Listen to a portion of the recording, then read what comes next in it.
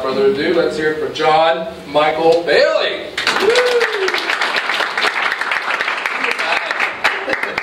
Did you put something in here? You scared me. Alright, let me start. I gotta take a picture. It is mobile. Alright, everybody, I want a big smile, wave, cheer, yay, woo! Alright, no puppy. Try another one at the end. Like Rick said, I'm Jon Bailey. I'm with Wood Street. We're a web design development firm. A couple things real quick. Slides are a little dark for some reason, but whatever. That's me on Twitter. This is the hashtag. I think you've been briefed. So if you're going to tweet on this, try to use this hashtag so other people that aren't here can be jealous and feel left out. That's the whole point of that. And then that's my website. Today, I'm going to try to take the mystery out of mobile marketing. So just a very quick, very broad overview. I'm not going to get into very technical things. Some people will be relieved by that, some people might not. I'm really going to talk more about theory and sort of best practices. If you have very technical questions, if you have something very specific that you want to know, my cards are up here, or my Twitter things here, my contact information will be at the end. Feel free to contact me, call me, whatever. If I'm available, I will certainly chat with you and try to find answers for you. So that said, today we're going to talk about some stats. We're going to see where we are today with mobile marketing and some predictions for the future. We're going to talk about ZMOT, the zero moment of truth, and the mobile user. I'll explain that in a bit. We're going to talk about how to think about mobile marketing a little bit differently than you might be now. And then we're going to get into your plan of attack. So we're going to do some no, just kidding. So some stats about mobile. These are from 2011, last year. There were more smartphones bought in the U.S. than PCs last year. In case you had any doubts about the growth of mobile, there it is. 6 carriers rolled out 4G services. Although if you're like me with my phone, it's sporadic. It's only when you're at the top of a mountain and you can see the cell tower that you get the 4G service. But anyway, mobile commerce saw a 91.4% increase over 2010, and that is still growing. How many people in here have bought something through their mobile phone? About what I expected. 166% increase in Facebook mobile users in the first half of 2011, and that number's growing. 103 million wireless tweets were posted each day. Seriously? Like, what do we do with all that? And there were 1 billion Foursquare check-ins. I'm not going to name any names, but some people check in a little bit too much. You're checking in your bathroom, you're overusing the application. Some more stats. 303 million Americans reported that they own a mobile device. This is, again, these are from 2011. 26.6% of U.S. households are mobile only, meaning they do not have a landline. That's crazy. 63, and that number's rising. So Verizon's freaking out. 63.2 million Americans own a smartphone. So there is a difference between a standard feature phone and a smartphone. And 35% of smartphone users access the mobile internet from their device. That number is going way up with the adoptions of smartphones. 2008 through 2010 saw a 2,000% growth in mobile-ready websites. Talk a little bit more about that. Some predictions about mobile. They're predicting, this is GigaOM, if you've ever gone to this site, it's a great site. It's a tech blog. 1 billion consumers will own smartphones by 2016. I would even argue that it might even be more. U.S. users will own, they're saying, 257 million smartphones and 126 million tablets. So tablets is part of this discussion. By 2016, 315 million employees will use smartphones. So it's entering the business world in a big way. Mobile spending will reach 1.3 trillion by 2016. I don't know if any of you have ever heard of near-field communications.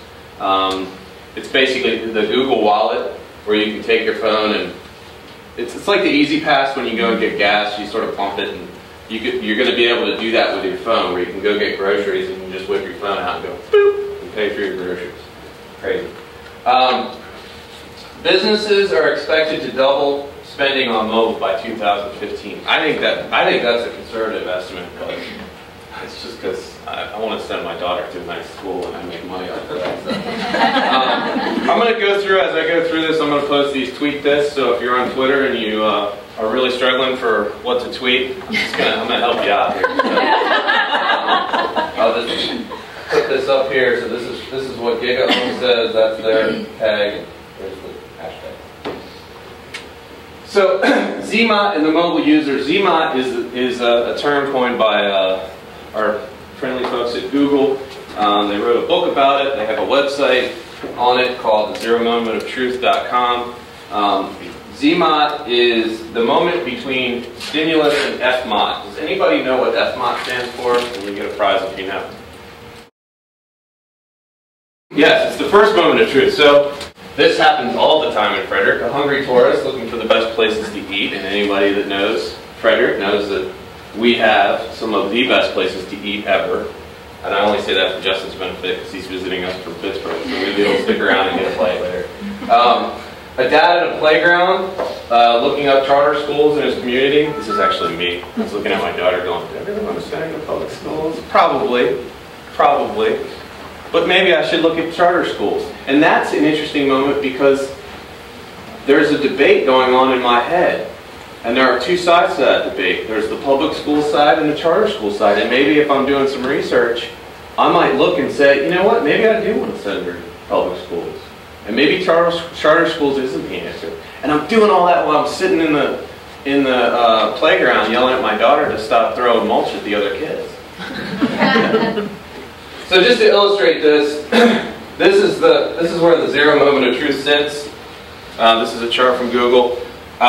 So the stimulus, thought comes, zero moment of truth, and what they're talking about is the zero moment of truth is you might just have a conversation with somebody. It might be something that you look up on your tablet or computer, and of course mobile is a huge part of that zero moment of truth because you're reaching for that thing, you're reaching for that device, you see all the information you need is right there. First moment of truth is the shelf, and then the second moment of truth is the experience with the product. Now this is interesting because in the second moment of truth, when you actually get the product, you either are, let's just go to extremes, very happy with the product, or you think it stinks. So either way, what do you think a lot of people are doing? They're getting on their mobile device and they're saying, I just bought a blah blah blah and it's awesome. So they are contributing to someone else's zero moment of truth. So we are all consumers eating ourselves to death and we're doomed. No, I'm just kidding. So tweet this. Or if you were in Justin and I's webinar, tweet this and you'll understand what that means. Look it up for a second. Good.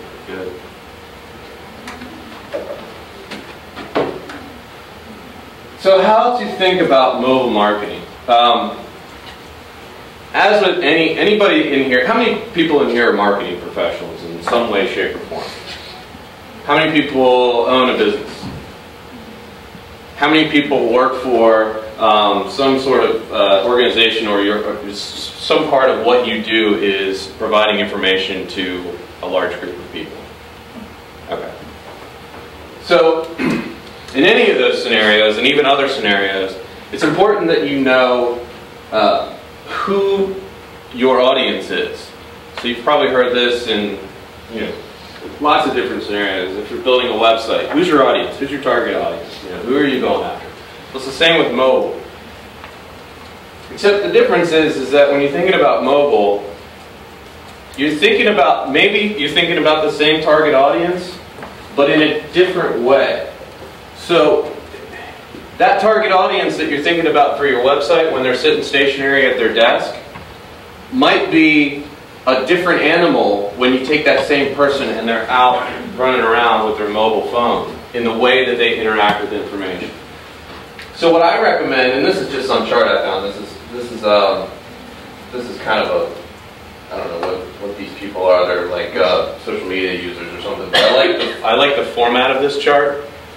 And what you do here is is you break down, and if you've done any of your homework and you've gone through and you've determined your your buyer personas, your user personas, your target audience for your website, you might have already have kind of an idea of who you're talking to. But when you're thinking about mobile, it's a good idea to break those people out. And what I would recommend is get a whiteboard and start to kind of draw the people out. And the easiest way to think about that is to think about what I would call your super customers, your super audience members. You know, who are the people that you connect with the best? Who are the people that you really want to connect with? More people like that person. And break those out into a couple different groups. And sort of, I don't know, come up with a cartoon sketch of them, you know, make them into a character. Make it fun, you know, make a little movie, put it on YouTube. No, just kidding. But start to break down these users and then start to think about how these users might be looking for information from you on their mobile phone. So, for example, I'm going to pick on Stultz because they're sitting right here. So Stultz is, they sell air technology systems. They sell air conditioners, air things. Big, huge things that condition the air in cleaning rooms and factories and all kinds of settings. So their target user may be a technician out in the field that has one of their products. So that might be a user persona, is a current customer that has one of their products that might be sitting there going, you know, maybe I need to upgrade to this product, or maybe this, you know, I wonder if this product's working to full capacity, and instead of just calling, and this is happening a lot, instead of just calling Stultz and asking that question, they're getting on their mobile and they're trying to find more information. That's a possible user persona. Or someone that doesn't have their system, and maybe their AC in their school breaks down all the time, and they're going nuts. And so the engineer or the school superintendent or whoever is freaking out, and they got to get something. So in that moment, that zero moment of truth, they're like, I gotta find, and they're looking it up on their mobile. So that's another persona. Maybe you're a restaurant in downtown Frederick, and you're a high-end restaurant, but you take walk-in traffic, you take, you know, anybody that they don't have to have a reservation. So maybe some of your personas might be some people coming up from DC visiting that are checking out Frederick, and you want to really target those people. So that's a persona that's the type of person. So you start to really write a narrative about what this person is all about. Then, if you're feeling really frisky, you can go out and start to contact the real life people that you're actually basing these personas on and ask them some questions. Are you reaching out and trying to find information about us on mobile, and if so, how? So, again, now that you have your personas, you want to find out some things from them, or you want to just ask yourself some questions about them. So what are these users looking for while on their mobile device? What kinds of information? And this is probably not just one thing, it's probably a group of things. For what do you want to be found? So there's a little bit of difference. What are they looking for, and what do you want to be found for?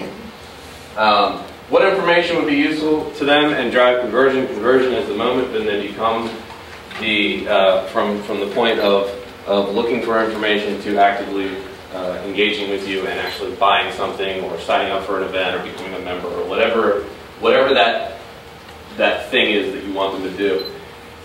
And then this is really important. What information would frustrate them? So what information could you put out there that would just really just get in the way of them achieving their goal and you achieving conversion?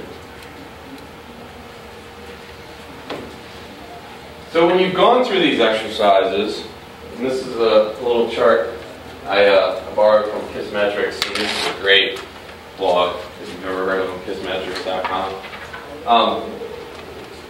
The intersection of these between the visitor's goals and your conversion goals become your priorities for your mobile marketing. You see what I mean there? So you figure out what their goals are, you might not be targeting all of these goals. They might not be looking for every single conversion goal that you have. The intersection, that's your priority. And then you have to map that out and figure out how am I going to achieve these priority goals. Yo, Justin, tweet this.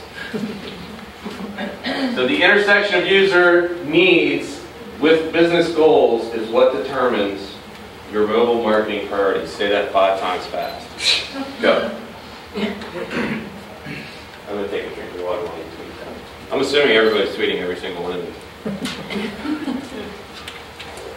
And I will be checking stats later, and if I don't see, I'm going to count how many are in here. So now you have your priorities. Let's go through one by one the tools that you need to accomplish these things.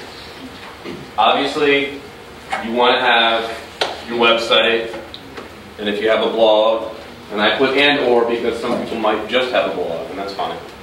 But your website's really your home base in all of this. We just wrote a blog post the other day, and the last part of that blog post was talking about how, back in like 99, 2000, if you went to a company and said, well, you really need to start your marketing plan with your website, they'd be like, you're on crack. Now, it is the central piece of your marketing plan. We actually have people come to us that will say,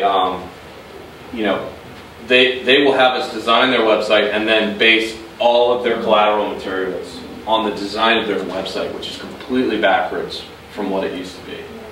We've even had clients that do not have a logo. We'll say, don't worry about the logo, after much insistence on our part that they need to have a logo, and then go through the design process and then at the end go, I really like what you did with the font there. I want to turn that into my logo. So I mean, we've been around long enough to know that that's crazy, and now it's migrating towards mobile. You also want to know about what you're doing with your social media channels: Facebook, Twitter, LinkedIn, Google+, YouTube, on and on and on.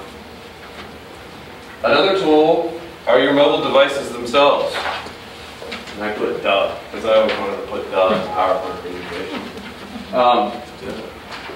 You want to think about somebody to manage your 0 moment of truth efforts. Someone that thinks about that's part of their job. If you're a big enough organization, that should be their entire job. But most of us don't have that luxury. So we have somebody that we just sort of, that's their job, that's part of their job. And then, because mobile is a very mobile thing, you want to be flexible and agile with your plan of attack. So you don't want to really map out 5 years in advance. You want to have a loose, duck and move kind of plan of attack. So, time to jump in. Where to begin? Your website. Heart rate up? Maybe. What happens when a mobile loser, sometimes you probably wouldn't like put the phone away. What happens when a mobile user lands on your website? How many people have checked their website on your business website on your mobile device? Is anybody getting some of that?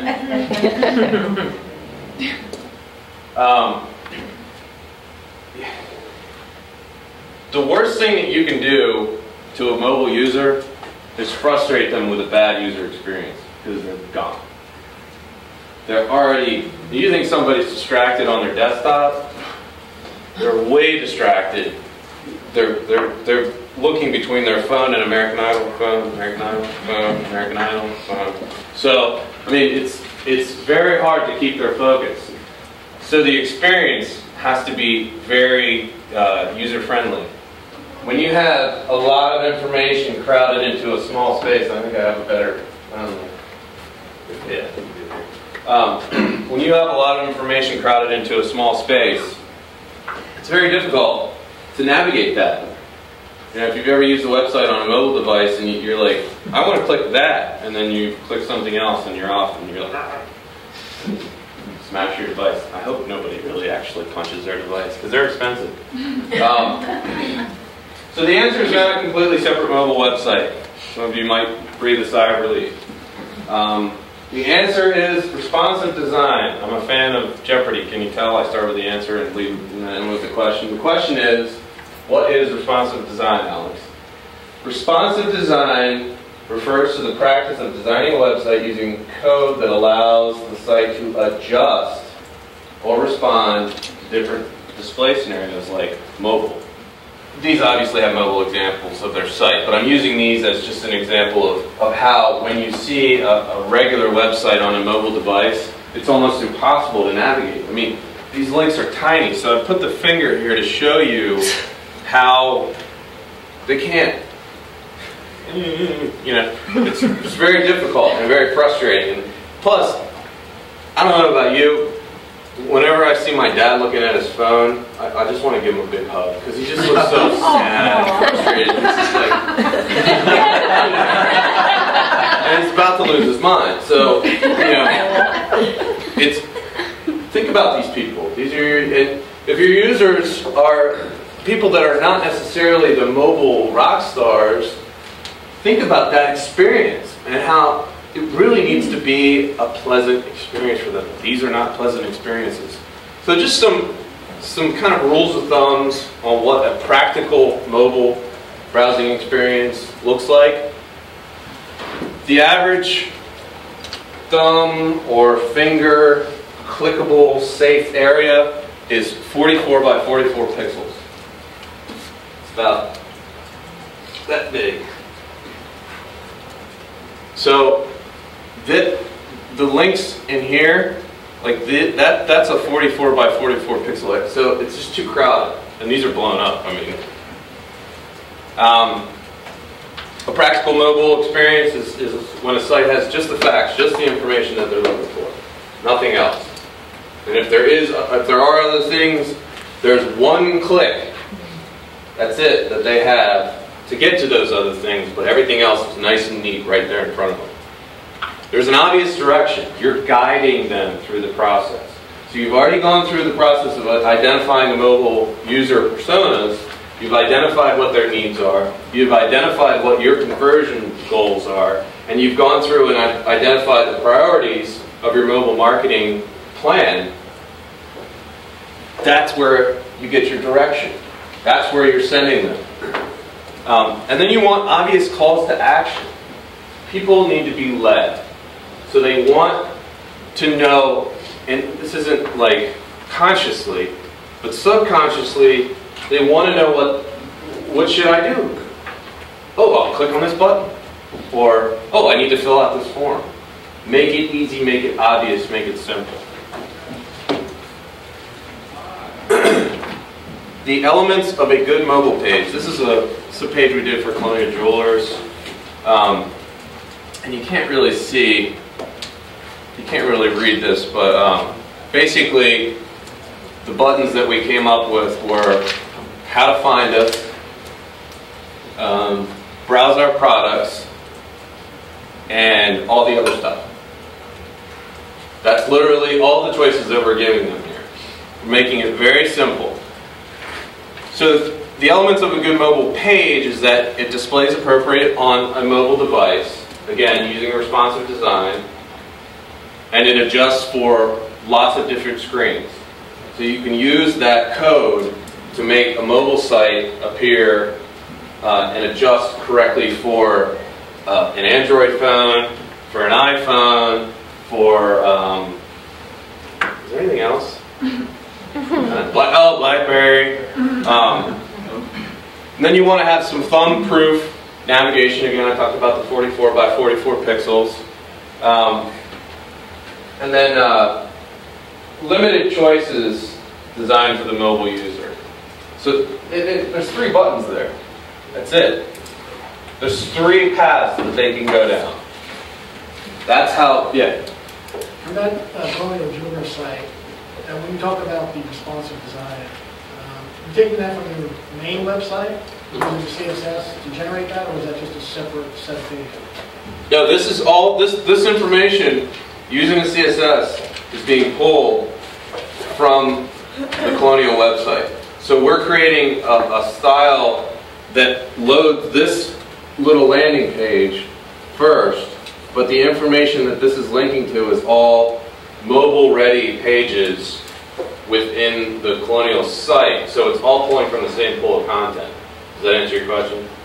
Well, Probably not. I design mobile sites. Okay. My approach is a little bit different.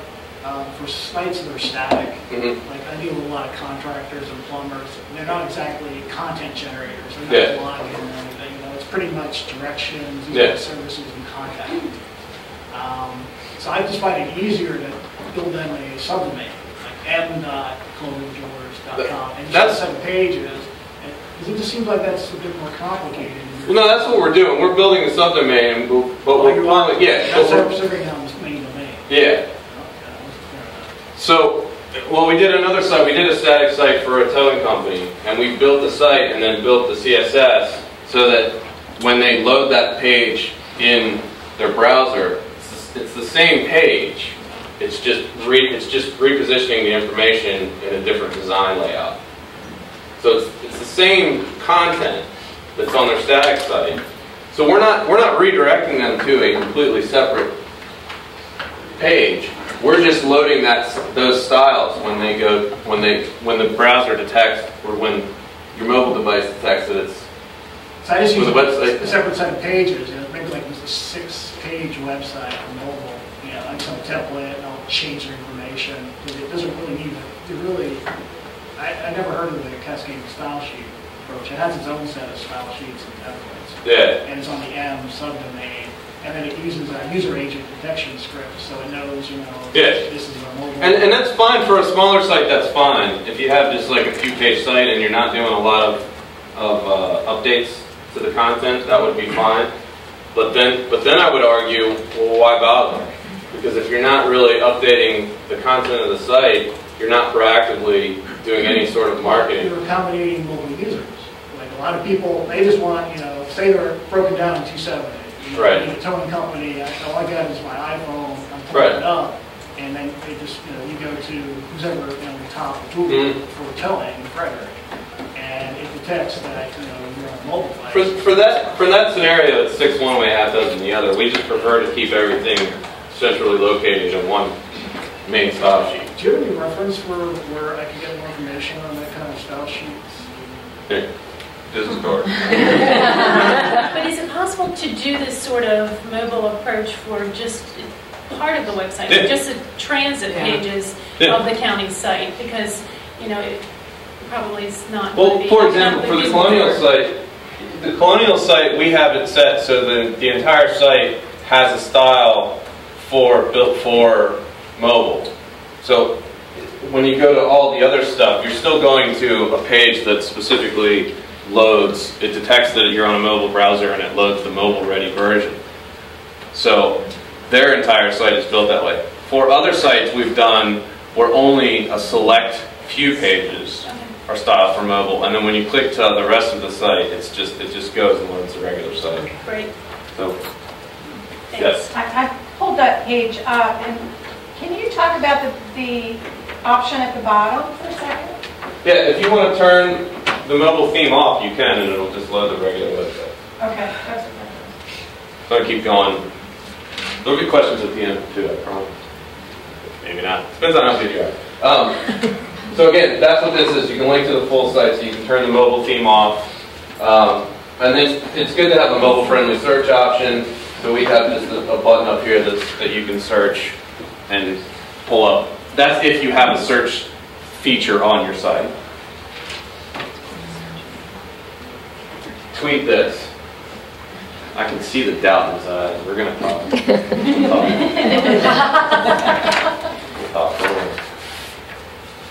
Alright, so your mobile site needs to be laser focused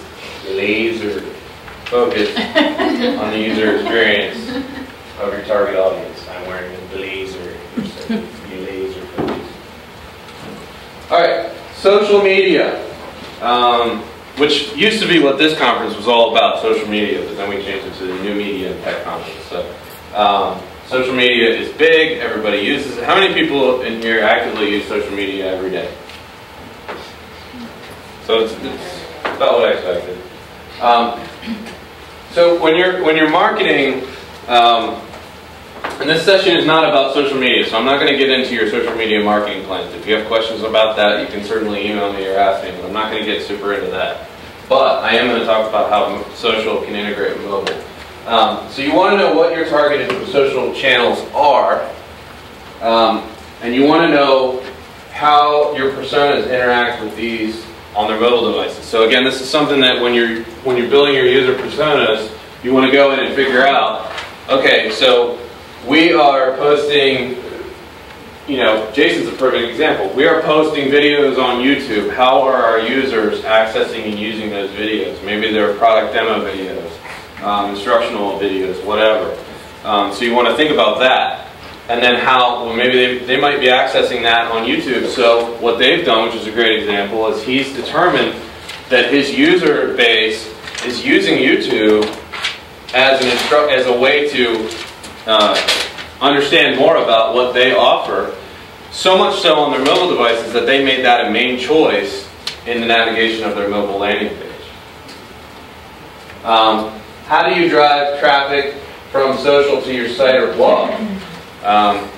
So if anybody's engaged pretty actively in any kind of social media marketing, you know that one of the goals can be to direct them back to your website, because that's where the conversion happens. Some do this better than others.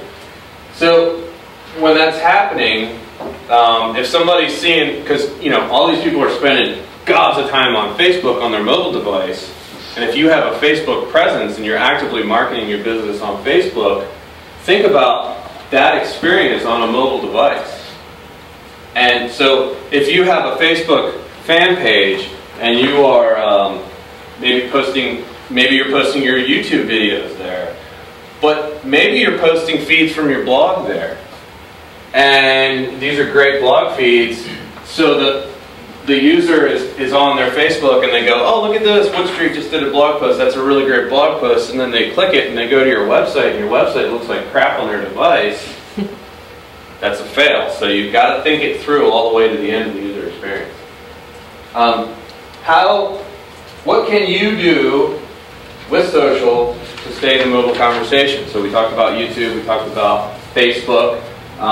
Lots of people check their Twitter on their mobile device. So it's not just about having a mobile-ready website. It's about thinking about all the actions, all of the things that people are using their mobile device for. If you're a restaurant, you want to think about, what is it, Yelp? Is that the one? This is a restaurant ratings site.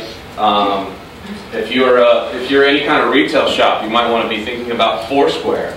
If people are coming in and they're checking in on Foursquare, I don't really check in on Foursquare because I used to check in at Safeway all the time, and I became the mayor, and then I got so much grief for it that I just stopped. But some people are just crazy nuts about Foursquare. They love it. And so they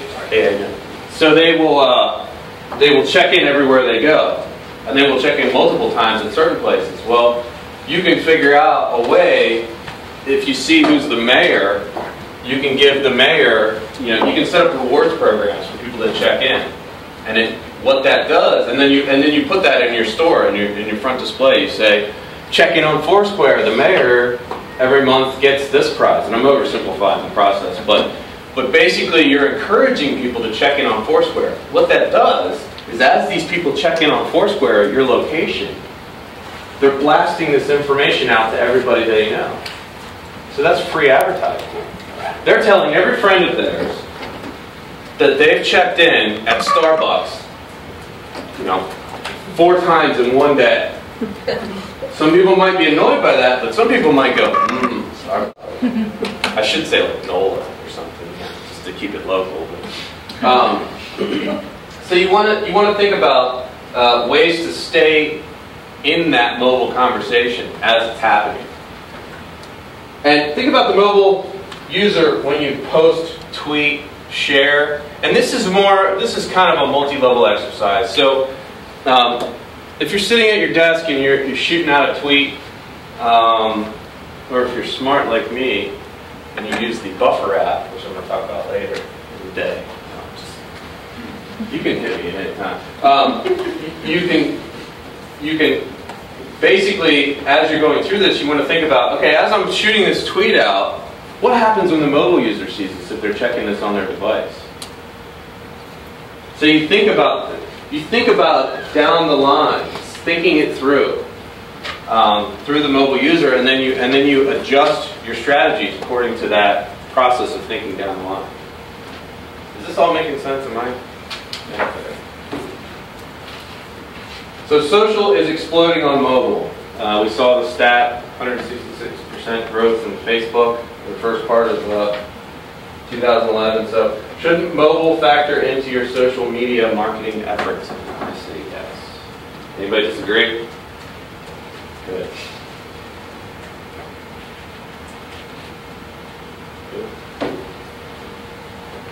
So your plan of attack to market on mobile, use mobile. Again, get in the mindset of your target audience. Use the mobile. You saw I took a picture of all of you when we first started. Chances are pretty good I'm going to post that to Facebook and to Google+. And I'm sorry. It's going to happen. I'm also going to tweet throughout this thing with my mobile device as I go to other sessions. Use mobile. Because the more you use mobile, the more you understand the mobile user and what's possible. Download apps. Play with apps. Browse websites on your mobile device. Figure out what's magnet and what's really great. You know, it's like if you're going to build a website and you've never logged on to the internet, you're starting with a major disadvantage. Also, if you have any type of sort of situational moments, and the easiest one would be like, you know, a restaurant or a retail shop, and or if you have some sort of situation where there's been this wonderful experiential experience with all this learning and this great accomplishment, and you've got this person that's just so excited about what you've done for them, or so excited about the experience that they've had. Ask them if you can take a short video where they can tell you about their experience. Record that video on your mobile device and post it to your YouTube channel. Then share that on your Facebook, tweet it, put it on your blog, take a picture at events like I did and post it to your channels. It's a great way to use the tools at your disposal to push content out, to keep the conversation going. Plus, people love pictures and video of themselves. They tell you they don't, they're lying. They love it, and they want to see themselves. And if you post out, if you tell them, yeah, I'm going to take this video, some people might not, but if you post out and you say, oh, yeah, I'm going to take this video of you, it's going to be like a 30-second video for you telling me about your experience. I'm going to post it. If it's okay, I'm going to post it to my YouTube channel. Yes, it's okay. Maybe you have to sign something. And then you tell them, give me your email address, and I'll send you the link so you have it. Then they're going to go, hey, check me out. I'm on YouTube. That's how this stuff spreads. Listen with your mobile device to your channels. You know, have your accounts. You know, check your email on your mobile device. Check your Twitter feed on your mobile device. Check your Facebook on your mobile device. Check these things on your mobile device to keep in constant contact. Some people might find this frustrating, so you want to limit it to whatever you're comfortable with. I actually have SMS alerts, which is text messages, set up when certain things happen on Twitter. I get a text message, so I know, you know, to respond to that. So I'm always on the go, so it helps me to stay in the loop. But these are great ways to stay connected, to use that mobile device for what it's for. And engage and use the tools to understand what the mobile user wants, and that's what I've been talking about almost this entire time, is use this stuff. You use the website to understand how a website works so you can take that experience and learn from it and apply the lessons you've learned to your web experience and do the same on the web.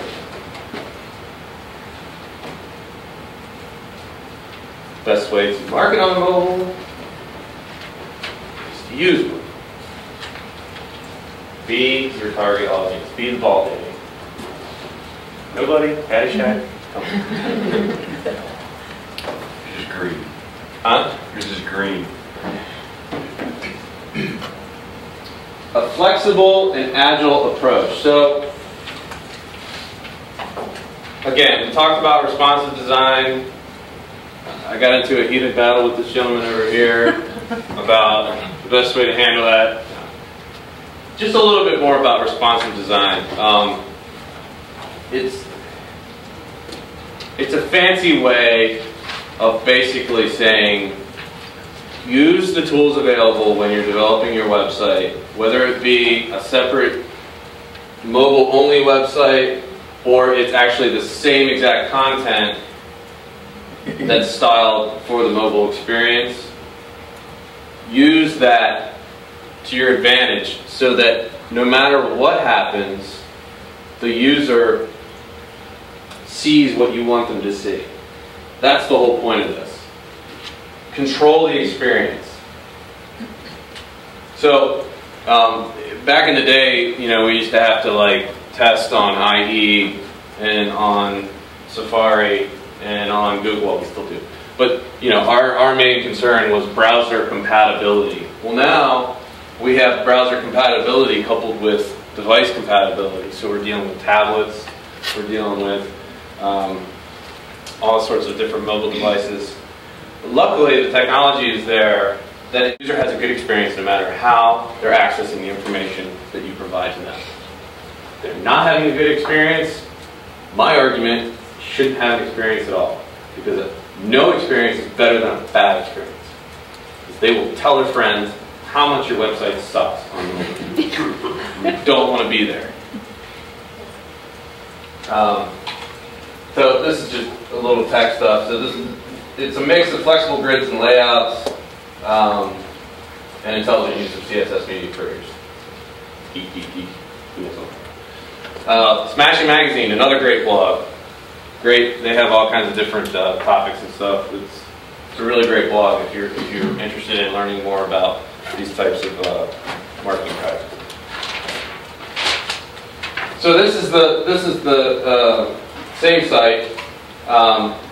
So instead of creating a mobile-only version of your website, maybe what you might want to do is create a website that adjusts itself for a mobile device, for an app, an iPad, for an Android, for an iPhone, and also for the desktop experience. So you can see this is the same site.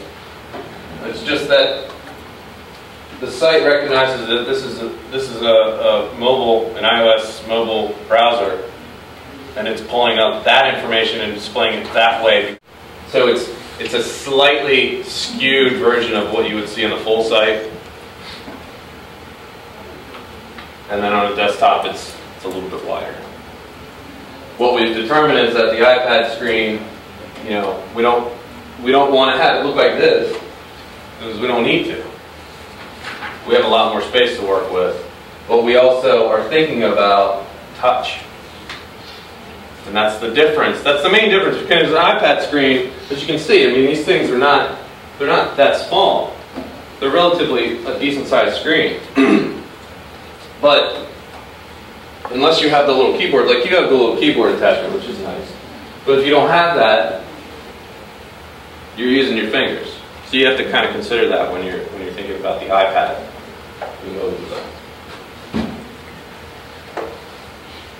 Like this. Mobile and tablets don't segment your marketing. Use responsive design for a holistic approach. Very hippie.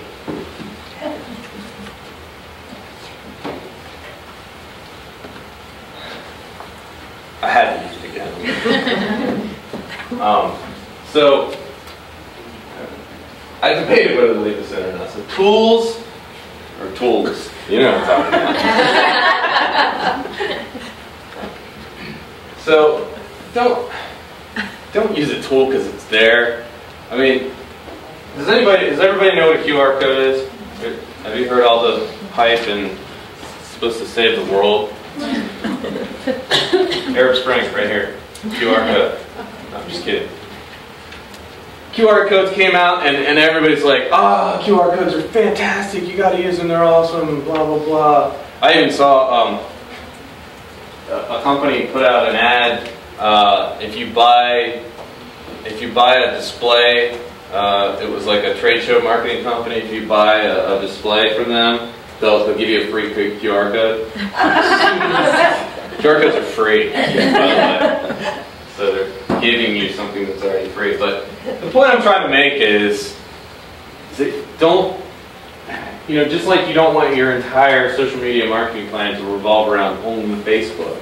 You don't want your entire mobile marketing plan to be based on a QR code. I hear that all the time. I'm on members of a few different boards.